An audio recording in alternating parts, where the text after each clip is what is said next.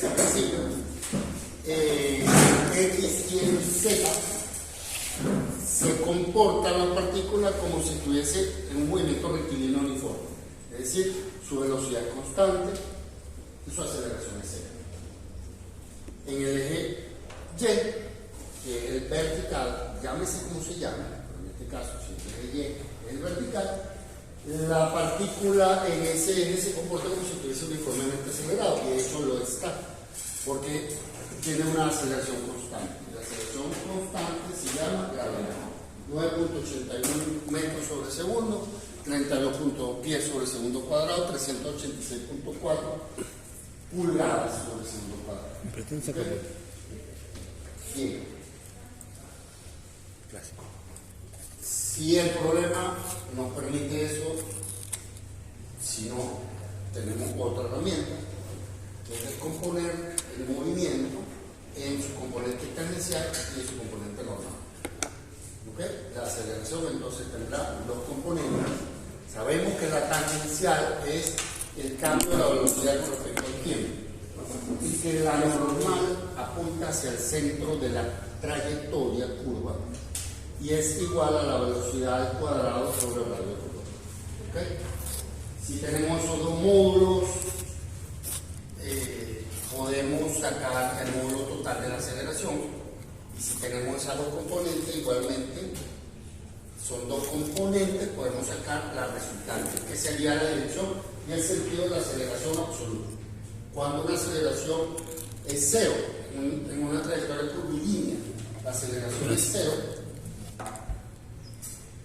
si va en una línea recta. Perdón, la aceleración es cero si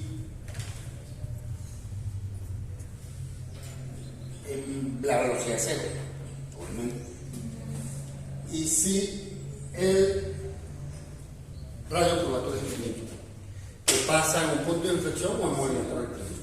Y si estamos en movimiento rectilíneo, pues no hay aceleración normal. ¿Ok? ¿Está bien? Que la aceleración normal, la aceleración, fíjense, puede ser un movimiento en el plano X, Y, que sería, por ejemplo, imagínense un lanzamiento proyectil. Un lanzamiento proyectil debe ser en el plano X, Y. ¿Okay? ¿Ah? Bueno, o en tres, pero digamos que por lo menos en dos tendría que ser un movimiento vertical. Pero una trayectoria curvilínea puede ser un movimiento plano, puede ser en el piso. Una partícula que esté en el piso, en una trayectoria curvilínea, no va a tener nunca un lanzamiento proyectil. ¿Ok? ¿Está bien? Porque no está acelerado por la gravedad, pero tiene un movimiento curvilíneo. ¿Está bien? Bueno, ese movimiento lo puedo analizar mediante los componentes normales y tangenciales. Si ustedes van en un carro y toman un distribuidor curvo, ustedes vienen a 60 km por hora y toman un distribuidor curvo en el Girajara. Vamos bajando por la Lebreña y nos metemos en el Girajara, que es un gran lazo, usamos un lazo, distribuidor curvo. Ok, ¿qué sentimos? Que nos bota, ¿verdad? Ese sentimiento de que nos bota, o esa sensación, se llama aceleración normal. ¿Ok? Se llama aceleración normal. La aceleración normal es centrífuga cuando la velocidad es constante. Si yo tomo ese distribuidor con una velocidad constante sin acelerar o sin frenar, ¿ok? Fíjense en las dos componentes de la aceleración: variación de velocidad con respecto al tiempo y velocidad al cuadrado sobre radio de curvatura. La variación de la velocidad con respecto al tiempo es la tangencial. Si ella es cero, porque tomo esa curva con velocidad constante, ¿ok? Tengo 100% aceleración normal. O sea, la dirección de la aceleración es la aceleración normal. ¿Okay? Y eso se llama, cuando eso pasa, se llama aceleración centrífuga, cuando es la velocidad constante. y eso sentimos que nos pega a que nos bota de la curva. ¿Ok? ¿Está bien? Bueno, por eso esa aceleración se siente, existe. ¿Ok? Y siempre la vamos a sentir durante el movimiento, siempre. Así estemos acelerados o desacelerados o con velocidad constante. Bien, y por último nos queda estudiar la componente radial y transversal. Componente radial y transversal de la aceleración. Con esto terminamos la materia de esta pequeña evaluación. Estas componentes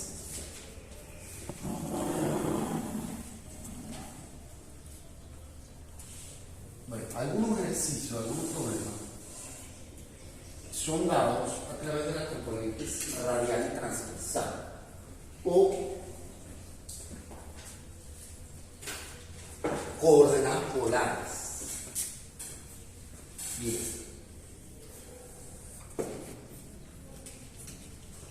¿Cómo es? Una trayectoria curvilínea.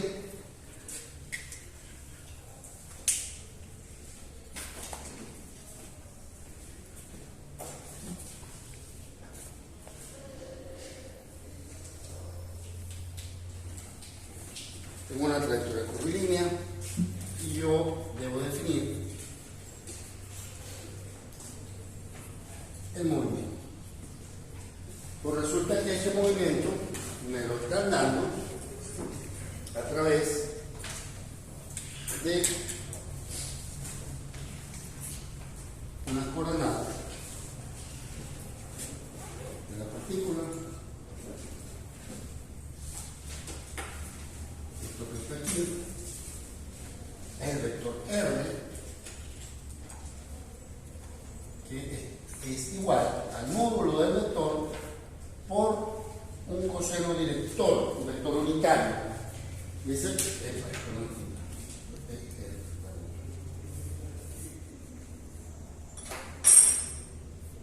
igual como veíamos allá lo de coordenadas, lo de componente normal y tangencial, aquí tenemos una componente radial. Esto es un vector unitario.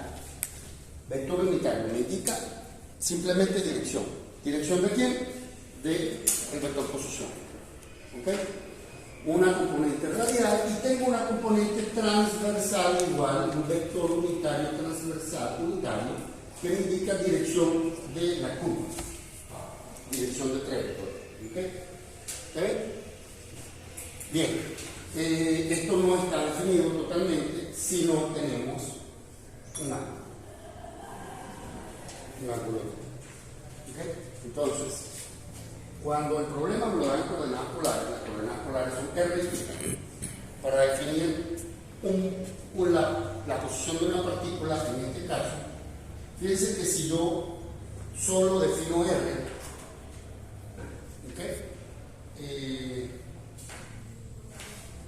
si solo defino R, no estoy definiendo la posición definitiva de la partícula. Debo, además de R, tener un ángulo para saber dónde está ubicada la partícula. Esas son coordenadas polares. Bien.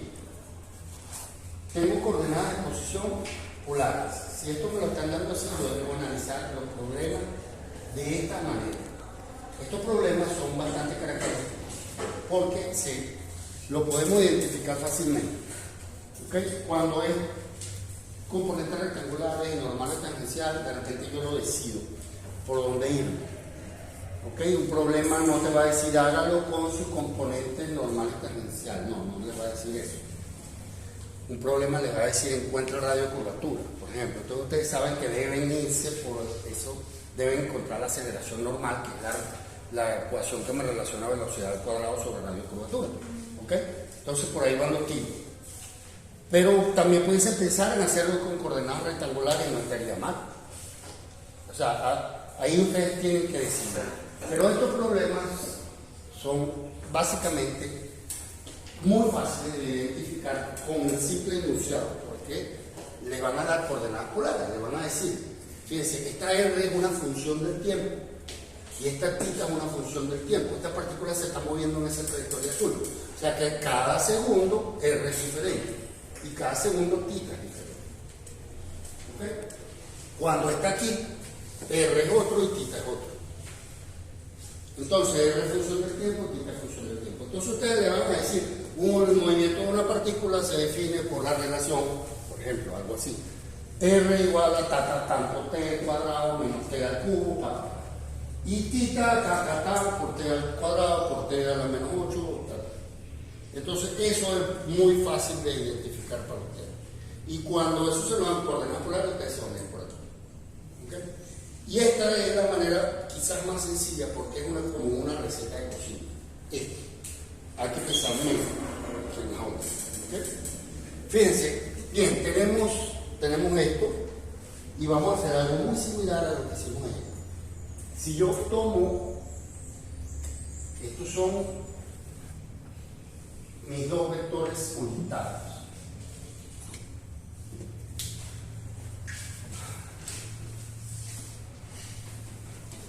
Estos son mis dos vectores unitarios. R y E. Bien. Para una posición posterior, cuando P igual a T', ¿okay? Esto será R' y esto será E'. ¿Okay? Entonces yo llevo lo que hacíamos ayer, llevo esos vectores al origen,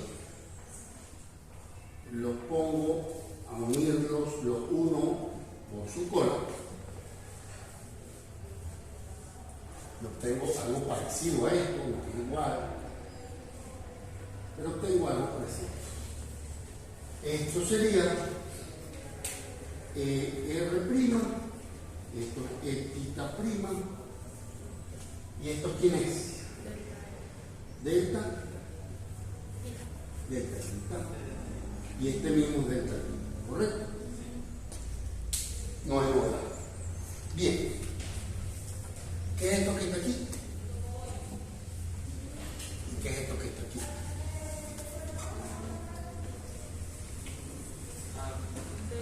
Delta R. Delta R. Bien. Esto es delta R. ¿Correcto? Y es un vector. ¿Y esto que está aquí quién es? Delta E. Delta E, delta R y delta E. Bien. Y entonces, según lo que veíamos ayer, ¿quién es delta R? Es 2 veces el seno del ángulo medio. Y si hago tender delta θ 0, aplico el límite, elimino el error, eso por definición del límite me da 1. No me pregunten todas las cosas de definición del límite, pero por definición del límite da 1, lo que quiere decir que este vector es un vector único. ¿Ok? Por definición del límite obtengo que este vector es un vector unitario. Y por el límite, por aplicar límite, por matemática también, donde elimino el error, ¿ok? Y pego este pequeño vector a la curva, obtengo que este vector es perpendicular a este. ¿Ok? Entonces, si este vector es perpendicular a este y vale 1, ¿quién es? Es lo mismo que hicimos ayer. Este vector es perpendicular a este señor y vale 1. O sea, dirección y sentido lo tenemos y vale módulo 1.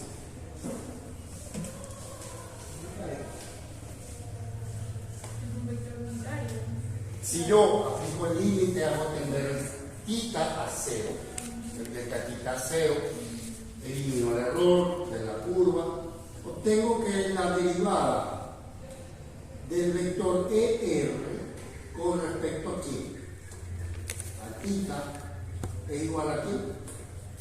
A el tangencial. No, no estamos en tangencial ni normal. Mírenlo en este dibujo. Mírenlo en este dibujo. Este vector es perpendicular. Vale 1. ¿Quién es? Este vector es perpendicular y vale 1.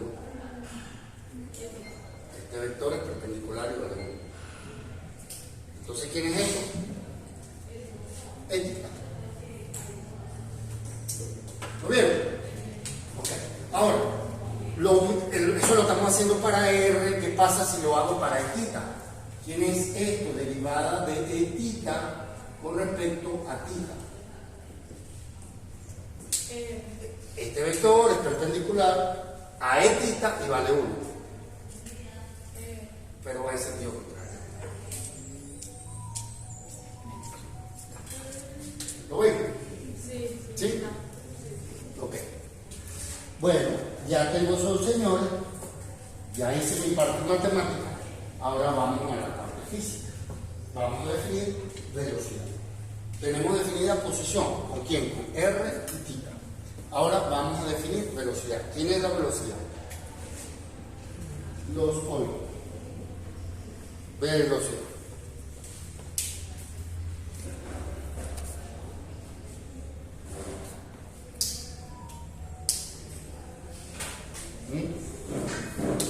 ¿Quién es la velocidad?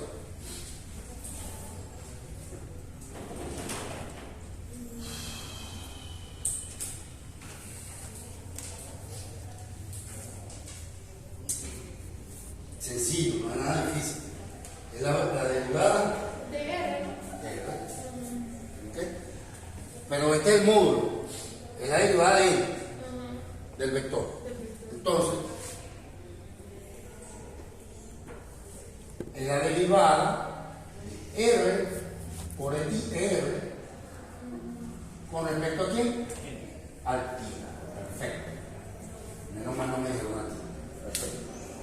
Derivada de este producto escalar. Esto es un producto escalar.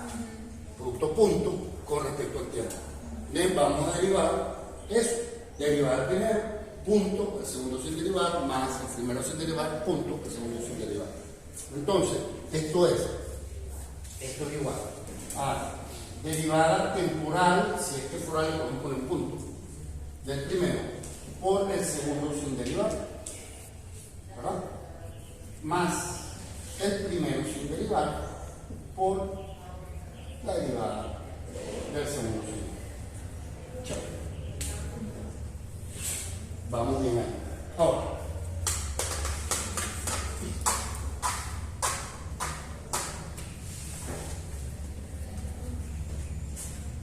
bien, este lo conocemos. ¿Por qué lo conocemos? Porque es la derivada de una función con respecto al tiempo. Simplemente derivamos esa función. ¿Este quién es? R. ¿Ok? Es simplemente es la dirección de esto. Este sí no lo conocemos. Este, pues, es una función, también es una función del tiempo. Y vamos a ver quién es este signo. Derivada de R con respecto. Vamos a hacer una línea aquí. Entendiéndolo. Vamos a hacer una aquí. Confundir. Veamos. Tiene la derivada de R, derivada de ER con respecto al tiempo. Este señor no lo conozco. Esto es esto. ¿Ok? ¿Quién es la derivada de R con respecto al tiempo? No tengo ni idea. Pero podemos hacer una trampa. Una trampa no, esto se llama regla de la caída, ¿verdad? Derivada de R con respecto a tita, esto no es igual a esto. Pero si lo multiplico por esto, me queda igual. ¿Ok? Se llama regla de la cadena, pero también una trampa. ¿Ok? Yo no conozco quién es la derivada del vector unitario radial con respecto al tiempo. Y la transformo en elementos que sí conozco. ¿Ok? ¿Quiénes son esos elementos? ¿Quién es derivada de R con respecto a tita? De tita. ¿Y quién es la derivada de tita con respecto al tiempo?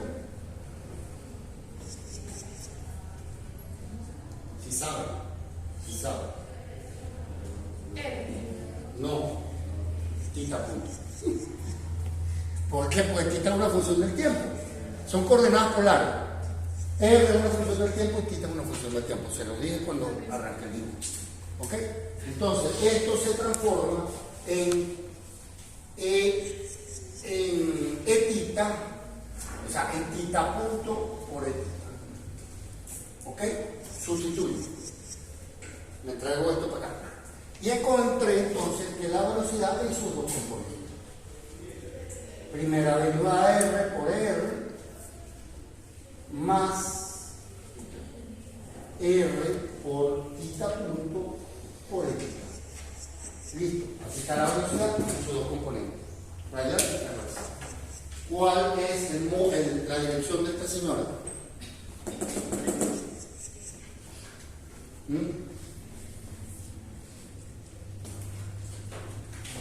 De la velocidad. Ajá. Tangente a la curva. Siempre, tangente a la curva. Siempre.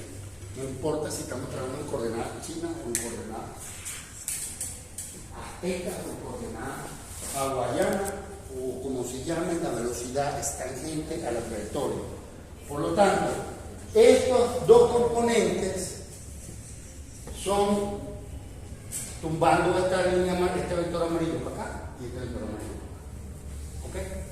Pero yo conocía la dirección, cosa que no pasa con la aceleración. Yo no sé para dónde va la aceleración. ¿Ok?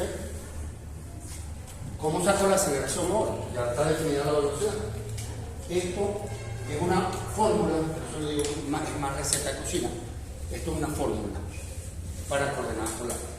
Si ustedes le preguntan, le dan un θ función del tiempo, R función del tiempo, y digan calcule la velocidad, ustedes derivan R y ya. Derivan θ, lo multiplican por R, eso lo están dando, y ya tienen las dos componentes, encontrar una velocidad. Eso es todo. ¿Ok? Bien. Por el contrario, pueden darle el módulo de la velocidad. Pueden darle el módulo de la velocidad y a partir del módulo ustedes encontrar estos señores. Porque si tienen el módulo y tienen un ángulo, ustedes pueden descomponer y encontrar las componentes radial y transversal de la velocidad. Y pasar del módulo de un vector a un vector en componentes radial y transversal. Todo depende de lo que necesiten. ¿Okay? Vamos ahora a la aceleración. ¿Quién es la aceleración? La derivada de la velocidad con respecto al tiempo. Bien, entonces, ¿qué hago? Simplemente derivo esto que está aquí, primera derivada, segunda derivada, derivada interna, bueno, ahí no hay derivada interna. Veamos, derivada del primero. Entonces, la aceleración será igual a derivada del primero, es la segunda derivada con respecto al tiempo de R, por el segundo sin derivar, más el primero sin derivar, por la derivada del segundo, vámonos al otro término, más derivada del primero, por el segundo sin derivar, el segundo son dos términos, ¿ok? Más el primero sin derivar, por la derivada del segundo, por el tercero sin derivar, en este caso, más el primero y el segundo sin derivar, por la derivada del segundo, del último. ¿Ok? Creo que no me equivoqué, ustedes chequen. Bien. Bien. Este señor está perfecto, si esto queda así tal cual. Es un módulo, es un vector, o sea, un módulo multiplicando a un vector director, por lo tanto esto me da un vector, lo dejamos así tal cual. Este señor es un módulo, es la derivada de una función del tiempo, multiplicada por la derivada temporal de R. La derivada temporal de R sabemos que es, ¿ok? Bien, ahorita vamos sustituyendo, este no importa, lo dejamos así, este lo dejamos así, es un vector director, lo dejamos así, lo dejamos así, lo dejamos así, esto lo vamos a sumar si se puede, ¿ok? Lo dejamos así, lo dejamos así y este no lo controla. Vamos a hacer lo mismo. Esta es la derivada temporal de t. Bien, derivada temporal del vector director transversal. ¿Ok? Entonces hacemos lo mismo, derivada del vector transversal con respecto a θ por derivada de θ con respecto a tiempo. Chévere. Derivada de θ con respecto a θ es esto, por lo tanto tengo que esto es menos θ punto por ER. Sigue, ¿no? Ahora sí vamos a sustituir todo. Veamos, la aceleración es igual. Segunda derivada R por ER más, esto sería R punto por θ punto por θ. ¿Ok? Sí. Más, esto lo dejamos así. R punto por θ punto por θ. Aquí ya hay 2.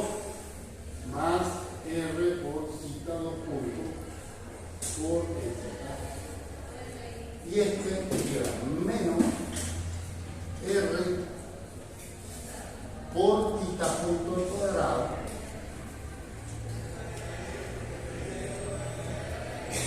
por ER. Listo, reagrupamos R para un lado y θ para otro lado.